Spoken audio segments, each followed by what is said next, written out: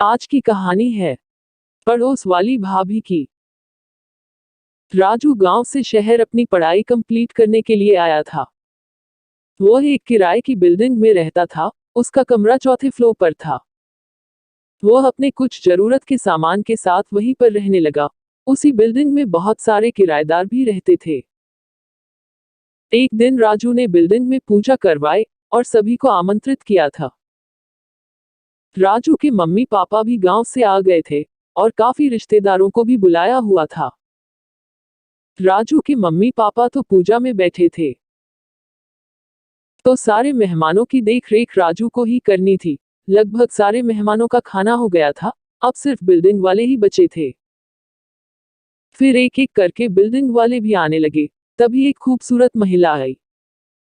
वो लगभग 22 साल की होगी। सुंदर होने के चलते राजू उस महिला को देखता रहा, पर उसके साथ एक आदमी था।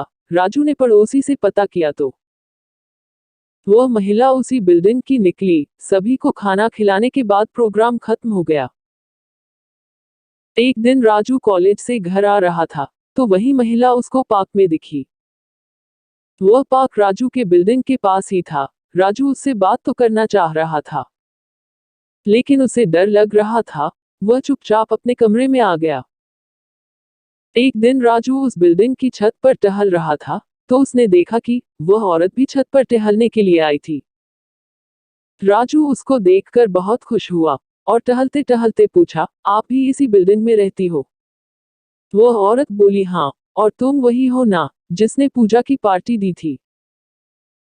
राजू हंसकर बोला, मैं वही हूँ। ऐसे थोड़ी देर बात करते करते दोनों में दोस्ती हो गई और उसने उस औरत को भाभी बोल दिया। वह औरत भी राजू की बात पर बुरा नहीं मानी।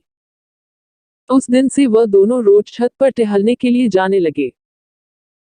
दोनों खूब एक दूसरे से हंसी मजाक करने लगे। ऐसे ही दोनों में नजदीकियां बढ़ती गई और वह दोनों काफी अच्छे दोस्त बन गए।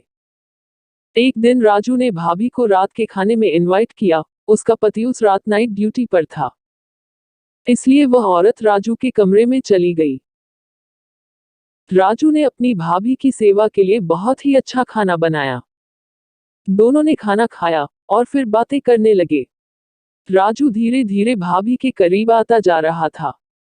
यह देखकर पूजा को थोड़ा अजीब लगा। उसने राजू से कहा कि यह तुम क्या कर रहे हो?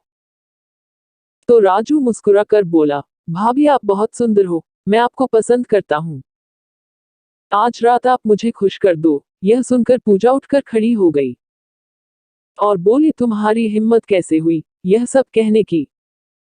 हम तुमसे बात करते हैं, पसंद करते हैं। इसका मतलब यह नहीं कि हम तुम्हारे साथ कुछ भी कर सकते हैं।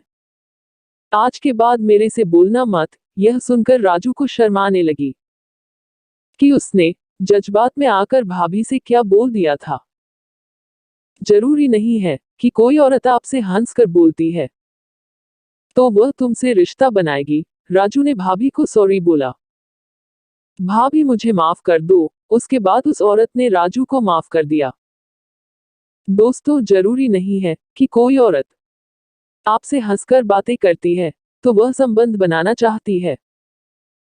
दोस्तों, ऐसी ही ऑसम कहानियां पढ़ने और सुनने के लिए हमारे चैनल ऑसम कहानियां को प्लीज लाइक करना और अपने खूबसूरत दोस्तों के साथ शेयर करना और सब्सक्राइब करना। धन्यवाद।